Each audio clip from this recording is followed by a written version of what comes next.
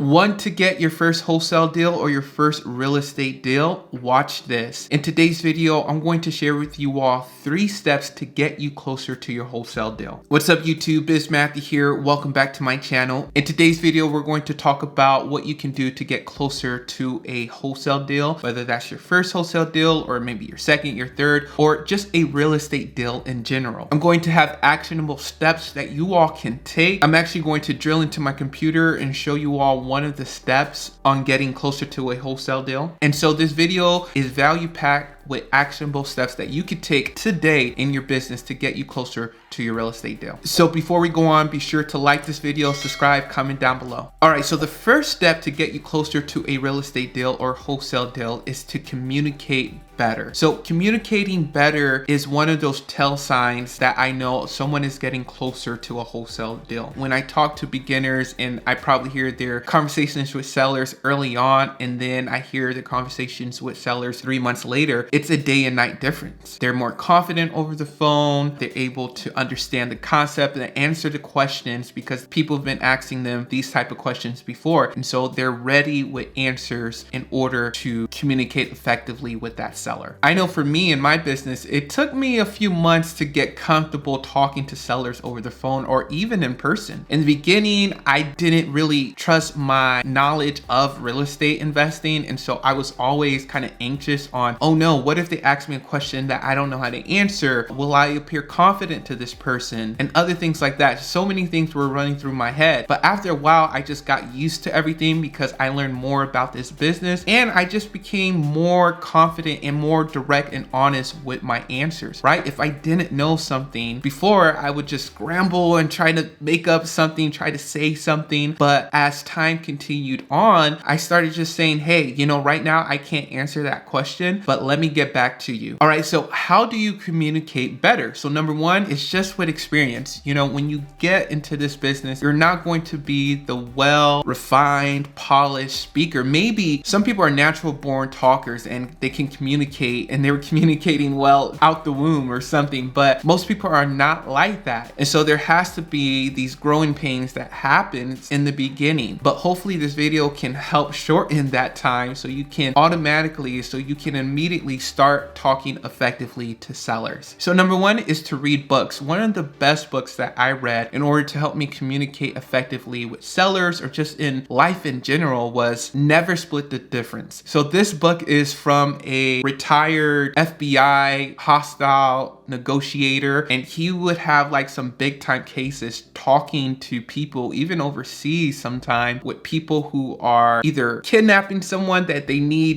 they're trying to release, or maybe a bank robber locked in a bank. He learned that these practices that he learned in this job can be applied to life, business, and especially real estate. And so read that book, you all, if you want to learn how to effectively communicate better with sellers. Just with time, just constantly talking to different types of sellers, going on appointments, you're going to get better. Don't worry so much because just time itself is the best teacher of anything. So just put yourself out there, keep your numbers high, keep the number of contacts high.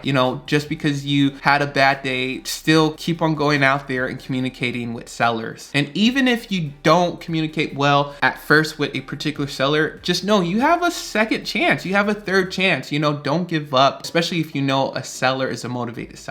All right, so the second thing I see people when they get close to that first deal is that they have a robust cash buyers list. So having a robust cash buyers list is key, obviously, because you don't have to depend on one buyer, right? Now you can look at different types of properties, you can look at different price ranges, and you don't always have to get that house that is super boarded up in the middle of the city and this particular buyer just wants a screaming deal from you, right? You can go outside the city limits. You can find houses that are not that banged up and you can actually sell it for kind of close to market value depending on some buyers, right? So connecting with hedge fund buyers and just going to different meetups and getting to know the different buyers in your area. All right, so right now I want to show you all how to find the best cash buyers list, just a little snippet in this video. I do have tons of videos on my channel on how to find cash buyers. Maybe I'll make a an updated one in the future, but for right now, you can take this. So I'm using PropStream. If you all are interested in PropStream, check the link down below. With my link, you get a 7 free day trial. So be sure to support your boy, Biz Matthew, and check the link down below. All right, so now I'm on PropStream. So PropStream, as you all know, something came out where you couldn't find sold MLS data, but they still have sold public data, right?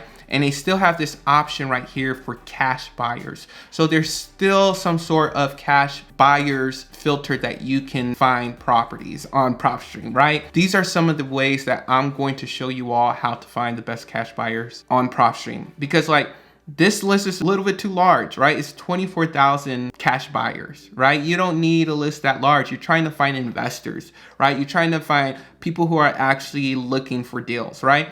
And this 24,000, it counts like just regular people just buying houses in cash because they're rich, right? But they're not in real estate, like investing in real estate like that or anything like that. So what I'm going to do, I'm going to go down to filter, right? And then what I'm going to do, I'm going to go to ownership information.